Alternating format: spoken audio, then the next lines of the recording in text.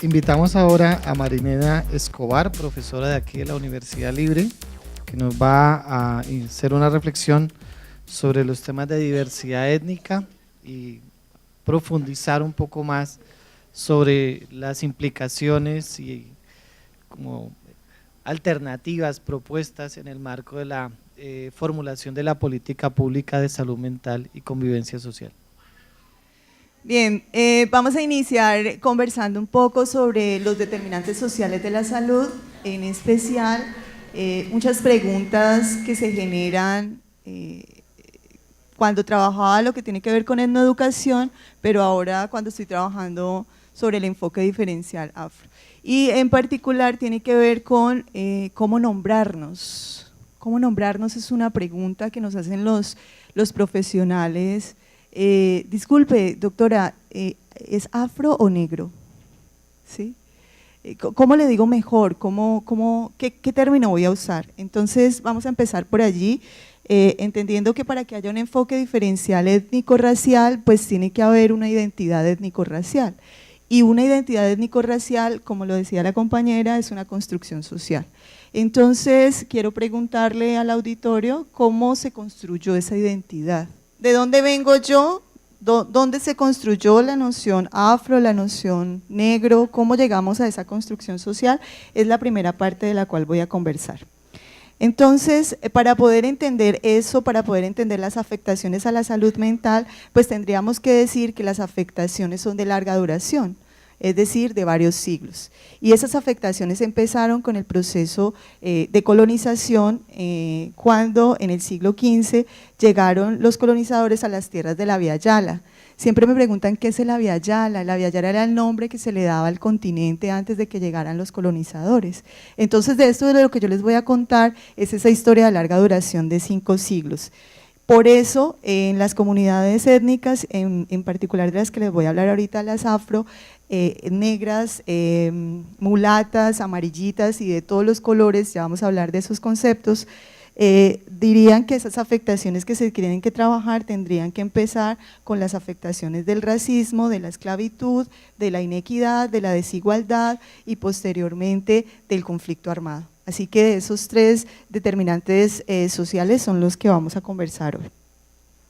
Que empiezan precisamente con ese etnocidio, esas violencias y todos esos elementos.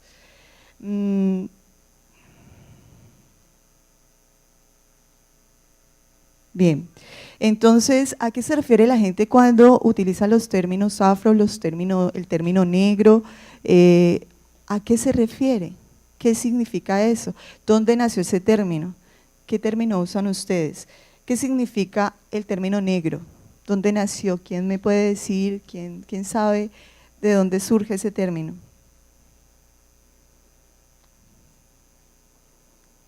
¿No? ¿Y el término afro?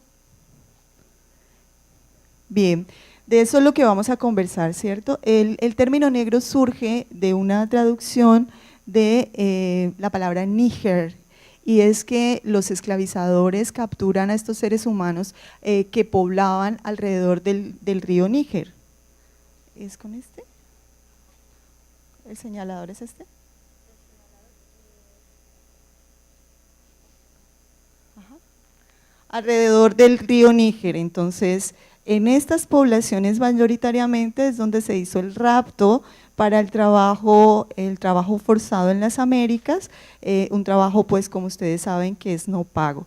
Entonces hay unos analistas que dicen que de allí y la traducción de Níger a negro es donde surgiría la palabra. Pero la palabra negro y la palabra afro, como les decía, es una construcción social que va a tener unos efectos en la vida cotidiana.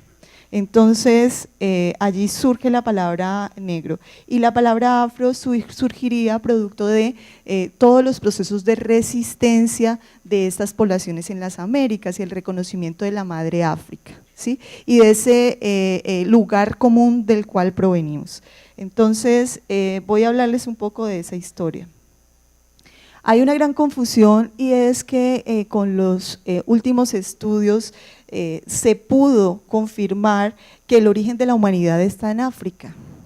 Entonces, en ese sentido, diríamos, todos los seres humanos tenemos allí nuestro origen, ¿sí? Ese es nuestro origen común. Entonces, ¿cuál es la diferencia de esto con ser afrodescendientes? ¿Cierto? Entonces, todos los seres humanos son afrodescendientes, diríamos, todos los seres humanos provenimos o tenemos ese origen común en ese continente, pero la noción afrodescendiente es una noción construida y tiene un efecto político, y es para poder hacer una lucha, evidenciar la violencia, evidenciar el rapto, la esclavización, y a su vez hacer procesos de resistencia para decir, bueno, allí nosotros provenimos de allí, pero vivimos en un contexto racista. Entonces, si bien todos los seres humanos tenemos ese origen común, los afrodescendientes son aquellos descendientes de seres humanos esclavizados en las Américas, particularmente, es desde allí donde surge la noción. En esa construcción social, lo que hoy entendemos por afro, o por negro, o por mulato, o por amarillito, se ha hecho toda una, digamos, un silenciamiento de unos aportes, un silenciamiento de una historia, y cuando estemos pensando el tema de la salud pública, el tema de la salud mental, pues tendríamos que estar pensando, como dijo la compañera, en el tema de memoria histórica. Sí, en el tema de cuáles son entonces esos aportes en términos culturales de la madre África. Entonces allí hay digamos, un reconocimiento también y de la construcción social que todos tenemos a través del consumo, por ejemplo, de Nat Geo, ¿cierto? Entonces tenemos una idea construida por los medios de que África son un montón de seres humanos que no son modernos, ¿cierto? Entonces que viven en chocitas y que solamente, pero no nos cuentan, por ejemplo, la gran biblioteca que hay, los grandes desarrollos culturales, tecnológicos y técnicos y científicos en África. Entonces tenemos la idea de una África premoderna, esa es la idea que tenemos así. Si yo les preguntara, todos podrían hacer ese dibujo. Entonces es un poco también transformar la idea que tenemos de África y de todos los desarrollos. ¿Y cómo propongo yo que la podamos transformar hoy? Pues un poco haciendo el reconocimiento de unas ausencias de nuestro propio proceso formativo en la escuela. Casi todos desconocemos, me incluyo, porque vine a conocerlo en mi proceso de militancia en un grupo afro, que África invadió a España. ¿Alguien sabía esto? ¿Sí? Nunca nos lo contaron. África invadió a España y es la causante del desarrollo de España. Entonces, los grandes desarrollos en términos científicos, las matemáticas, en términos de, por ejemplo, el uso del baño. Europa no usaba baño hasta que llegaron los norafricanos, ¿sí? Otro elemento tiene que ver con las ciencias, la tecnología, la agricultura, los cultivos, el campo militar, es decir, hay un gran desarrollo. Incluso en la historia de la península ibérica se dice el siglo del andaluz. El siglo del andaluz es el siglo de la luz en la península ibérica y proviene de la invasión africana a Europa. La diferencia es que de esto no tenemos textos, hay algunos historiadores que los han reconstruido y toda esa historia se borró en un momento particular, así que lo que les estoy contando empezó en el siglo VIII en Europa. El segundo momento que quiero contarles un poco de ese reconocimiento tiene que ver con frases que construimos en la vida cotidiana. Todos, levante la mano el que no haya usado esta frase en algún momento de su vida, ¿sí? Todos hemos dicho, no hay moros en la costa. ¿Alguien sabe qué significa eso? ¿De dónde surge esa frase? De la expulsión de los moros de la península ibérica. Esa expulsión la hace tras ese gran periodo, largo periodo de la invasión africana a la península ibérica. Entonces en ese momento se saca, gana la batalla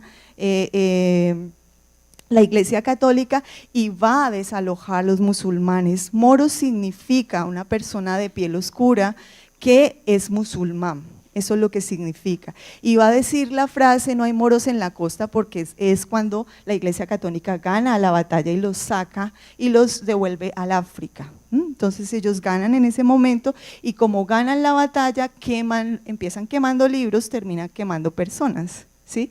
Entonces queman los libros, queman todo el registro de la historia y ellos aparecen como los civilizados cuando reconstruyen la historia, ¿sí? Es por eso que no tenemos mucho recuerdo de ese relato.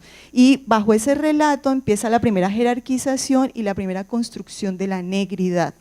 Ese es el primer elemento de la construcción de la negridad, tiene que ver con relacionar lo negro con lo malo, ¿sí? Entonces relacionamos allí porque es el diablo, lo musulmán es el diablo personificado para la Iglesia Católica. Entonces desde ahí se construye el primer elemento de la negridad.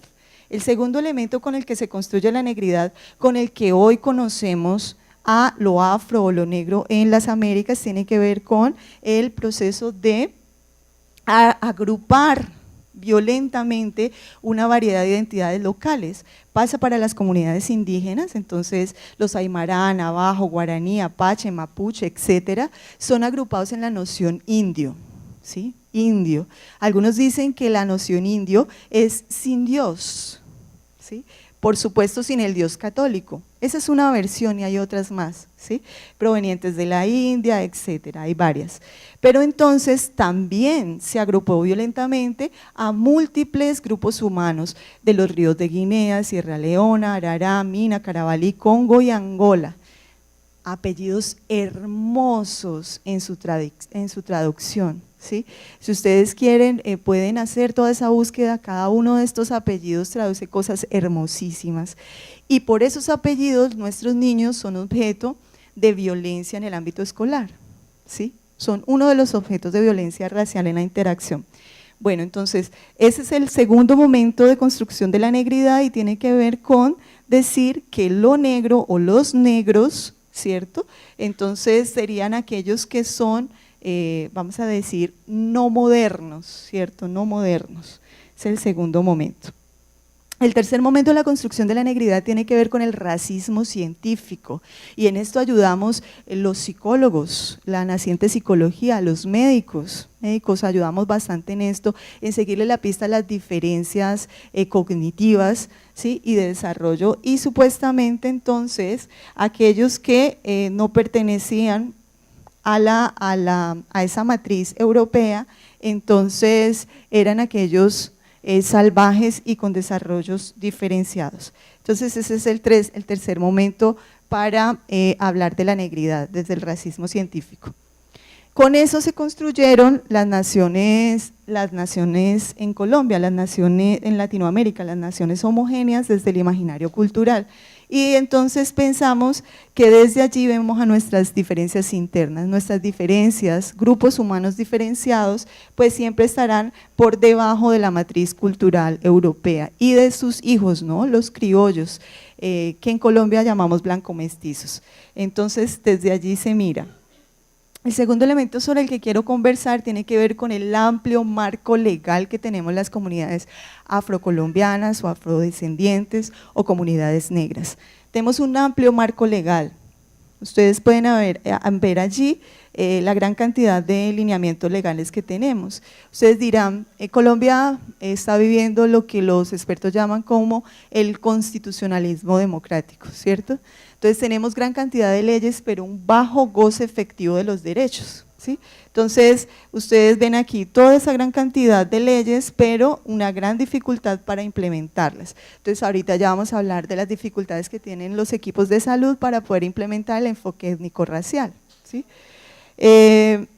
Allí, bueno, si se multiplican o se amplía, ¿cierto?, este marco jurídico, si le incluimos los convenios internacionales, entonces ahí tenemos todavía más leyes que nos protegen. Ahora la pregunta es, en la vida cotidiana, ¿esto cómo se expresa? ¿Realmente hay protección de los derechos? ¿Realmente gozamos de esa protección? Bien, entonces aquí una parte más conceptual. Enfoque diferencial, alude que hay una población que es vulnerable y que es una población vulnerable a ¿qué? A múltiples riesgos, ¿cierto? Entonces el riesgo cuáles riesgos, qué es lo que están viviendo, cuáles son las afectaciones que viven por vivir en esos contextos de vulnerabilidad y qué atención requieren del Estado, ¿cierto? Entonces, el conjunto de riesgos que vamos a encontrar en comunidades étnico-raciales tienen que ver con las que ya les mencioné. Primero el tema de la esclavización, segundo el tema de la inequidad y tercero el tema del racismo. Entonces esos son los 3 riesgos que deberíamos trabajar en salud mental, pero que por supuesto no tenemos las herramientas para hacerlo. Entonces voy a hablarle un poco de ellos.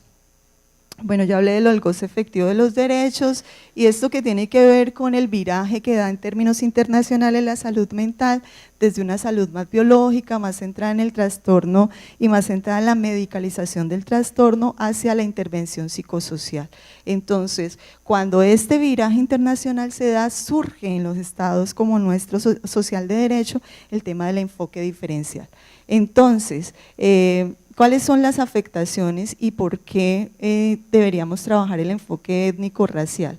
Primero, ustedes saben que nuestras poblaciones afrocolombianas tienen los peores índices de calidad de vida, en términos de menor ascenso social, menor posibilidad de continuar con su proyecto educativo, menor posibilidad de vivir en mejores contextos, es decir, los más altos niveles en condiciones de pobreza y marginalidad.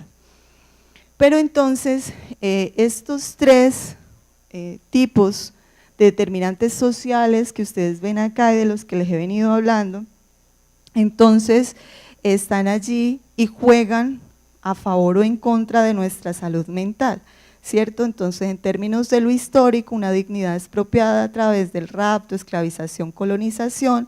En términos de la inequidad, todo lo que ya he dicho que afecta el bienestar y calidad de vida, y en términos del conflicto armado, pues un impacto desproporcionado en las comunidades étnico-raciales en nuestro país. Algunas personas hablan de etnocidio en Colombia, sí, etnocidio, que nuestro conflicto es un conflicto étnico en últimas, ¿sí? Es un conflicto por tierras, es un conflicto de clase y en últimas es un conflicto étnico también. Entonces, estas situaciones, ¿cómo nos afectan? También afectan no solamente a las comunidades que son víctimas de desplazamiento, también a los que son actores del conflicto, porque hay una mayor vinculación al conflicto como combatientes y también tenemos ahí una gran proporción de excombatientes que son afrocolombianos. Bien, entonces, ¿qué nos dicen las comunidades étnicas, en particular las comunidades afro, sobre qué debería hacerse en intervención psicosocial, en enfoque diferencial y todos estos elementos? Pues en primer lugar, lo que encuentran es que hay un desconocimiento. Yo quisiera saber si esto es así para este auditorio, porque lo que voy a decirles aplica muchísimo para la Agencia para la Reincorporación y Normalización y para la Unidad para las Víctimas. Yo quisiera saber si eso también aplica a las organizaciones en las que ustedes pertenecen y a sus contextos cotidianos. Es decir, que para los profesionales hay una gran dificultad porque hay un desconocimiento del marco legal, ¿sí? Hay un gran desconocimiento de saber qué términos usar.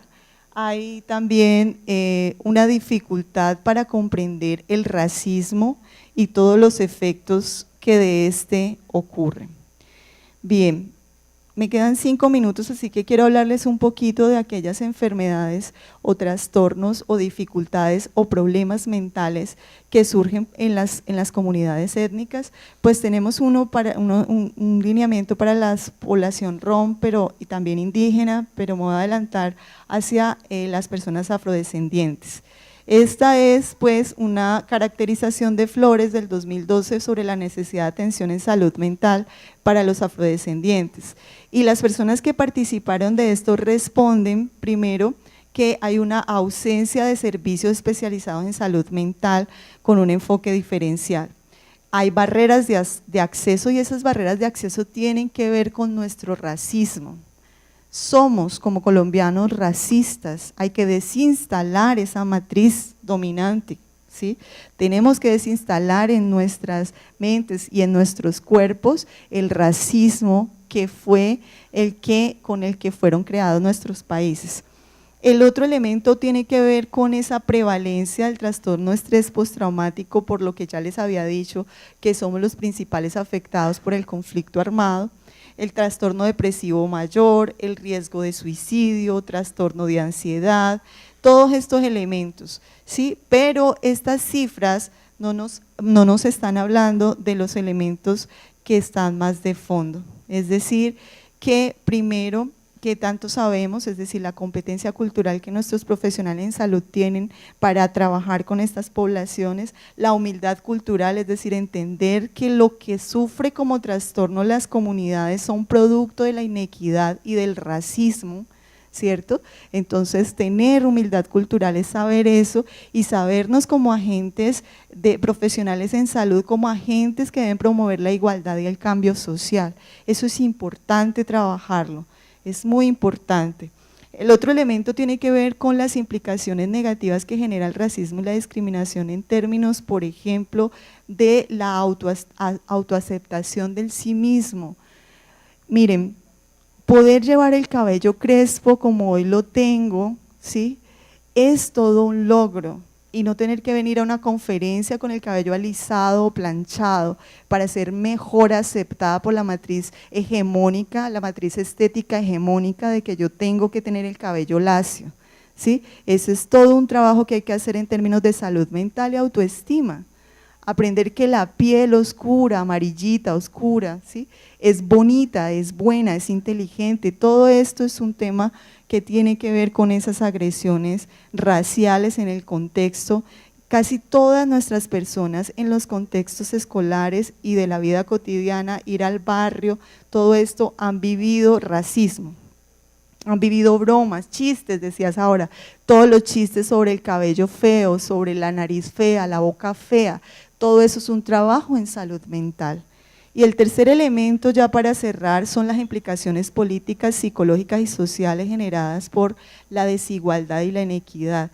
Todos sabemos que la pobreza genera trastornos mentales, ¿sí? Quien no tiene cada día tiene que levantarse a mirar cómo se resuelve la vida, pues por supuesto que va a tener elementos como desesperanza aprendida, depresión, ansiedad, sentimiento de precariedad, exclusión, frustración, rabia, desmoralización. Me canso de decir todo lo que puede generar este contexto de violencia estructural. Y todo esto, pues por supuesto, un desajuste emocional, pero cuando llegamos al consultorio, el psiquiatra, el psicólogo dice, bueno, tú tienes este trastorno, pero desconoce los determinantes sociales de la salud, nadie habla de la pobreza, de la desigualdad, del conflicto, del racismo, ¿sí? Allí nadie dice, claro, con razón te sientes así, en un contexto como este, es obvio que te sientas así, te vamos a acompañar a transformar el contexto, no, te voy a medicar, ¿sí? Te voy a medicar. Como decía, pues las implicaciones de la guerra, de estas sí se ha hablado más sobre el trauma psicosocial transgeneracional, sobre todo lo que tiene que ver pues con el cambio del cuerpo, las afectaciones al cuerpo por la violencia sexual, por el tema de las minas antipersona, etcétera. He corrido mucho para hablar de esto que es tan amplio en 20 minutos. Gracias. Cali progresa contigo. Alcaldía de Santiago de Cali.